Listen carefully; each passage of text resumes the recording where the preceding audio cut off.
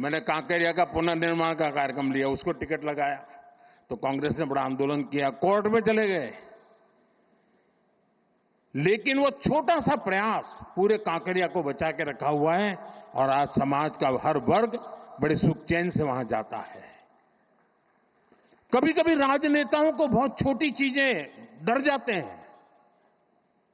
समाज विरोधी नहीं होता है, उसको समझाना होता है, वो सहयोग करता है और अच्छे परिणाम भी मिलते हैं। देखिए, शहरी विकास की एक एक चीज इतनी बारीकी से बनाई गई और उसी का परिणाम था। और मैं आपको बताता हूं, ये जो अब मुझ पर दबाव बढ़ने वाला है वो ऑलरेडी शुरू हो गया कि मोदी ठीक है 4 नंबर तो पहुंच गए, बताओ 3 कब पहुंचोगे। इसकी एक जड़ी बूटी आपके पास है। अब जो हमारे ग्रोथ सेंटर है वो अर्बन एरियाज है।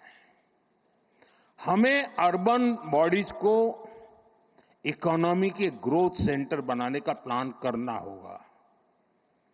अपने आप जनसंख्या के कारण वृद्धि होती चले, ऐसे शहर नहीं हो सकते हैं।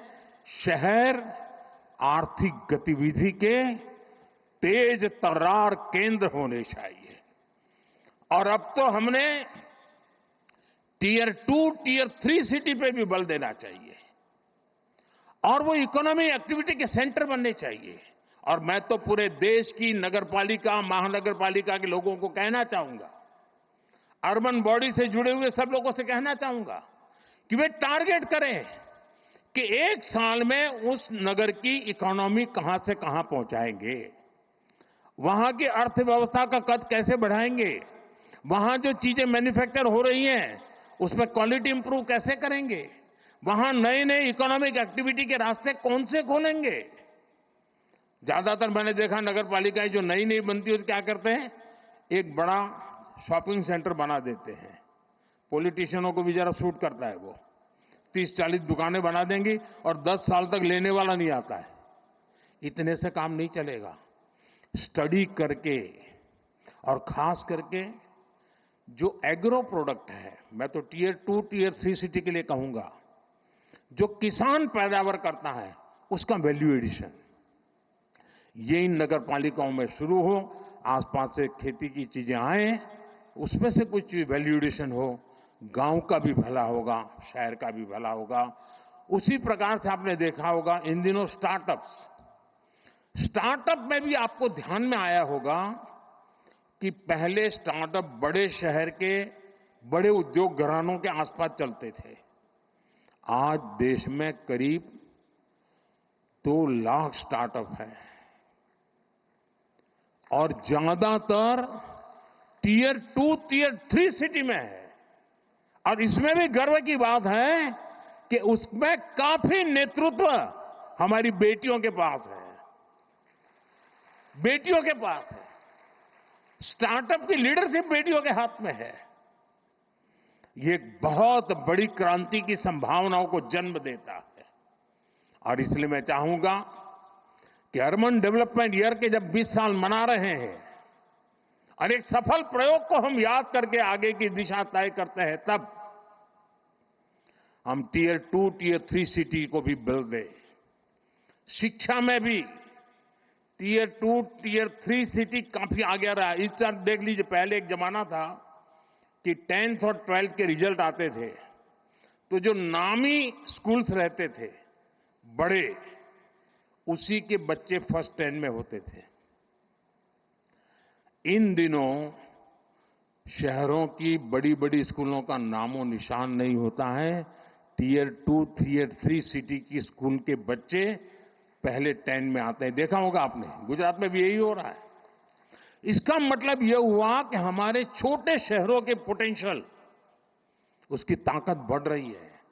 खेल का देखिए, पहले क्रिकेट देखिए आप, क्रिकेट तो हिंदुस्तान में हर गली मोहल्ले में खेला जाता है, लेकिन बड़े शहर के बड़े रहीशी परिवारों से ही खेलकूद क्रिकेट अटका हुआ था।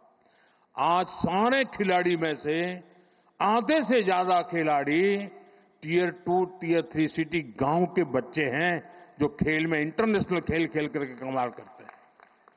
यानी हम समझे कि हमारे शहरों में बहुत पोटेंशियल है। और जैसा मनोहर जी ने भी कहा और यहां वीडियो में भी दिखाया गया, ये हमारे लिए बहुत बड़ी अपॉर्चुनिटी है जी। 4 में से 3 नंबर की इकोनॉमी के पहुंचने के लिए हम हिंदुस्तान के शहरों की अर्थव्यवस्था पर अगर फोकस करेंगे तो हम बहुत तेजी से वहां भी पहुंच पाएंगे। साथियों, ये गवर्नेंस का एक मॉडल है। दुर्भाग्य से हमारे देश में एक ऐसे इकोसिस्टम ने जमीनों में अपनी जड़ें ऐसी जमाई हुई है कि इस भारत के सामर्थ्य को हमेशा नीचा दिखाने में लगी है। वैचारिक विरोध के कारण व्यवस्थाओं के विकास का अस्वीकार करने का उनका स्वभाव बन गया है। व्यक्ति के प्रति पसंद नापसंद के कारण उसके द्वारा की गई हर काम को बुरा बता देना एक फैशन का तरीका चल पड़ा है और उसके कारण देश की अच्छी चीजों का नुकसान हुआ है। ये गवर्नेंस का एक मॉडल है। अब आप देखिए, हमने शहरी विकास पर तो बल दिया, लेकिन वैसा ही जब मुझे आपने दिल्ली भेजा तो हमने एस्पिरेशनल डिस्ट्रिक्ट, एस्पिरेशनल ब्लॉक के विचार किया कि हर राज्य में एकाध जिला, एकाध तहसील ऐसी होती हैं जो इतना पीछे होता है कि वो स्टेट की सारी एवरेज को पीछे खींच ले जाता है। आप जंप लगा ही नहीं सकते, वो बेड़ियों की तरह होता है। मैंने कहा पहले इन बेड़ियों को तोड़ना है और देश में 100 के करीब एस्पिरेशनल डिस्ट्रिक्ट उनको आइडेंटिफाई किया गया। एक 40 पैरामीटर से देखा गया कि यहां क्या जरूरत है। अब 500 ब्लॉक्स आइडेंटिफाई किए हैं।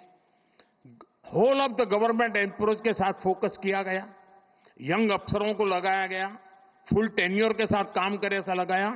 आज दुनिया के लिए एक मॉडल बन चुका है और जो डेवलपिंग कंट्रीज हैं उनको भी लग रहा है कि हमारे यहां विकास के इस मॉडल की ओर हमें चलना चाहिए। हमारा एकेडमिक वर्ल्ड भारत के इन प्रयास और सफल प्रयासों के विषय में सोचे और जब एकेडमिक वर्ल्ड इस पर सोचता है तो दुनिया के लिए भी वो एक अनुकरणीय उदाहरण के रूप में काम आता है।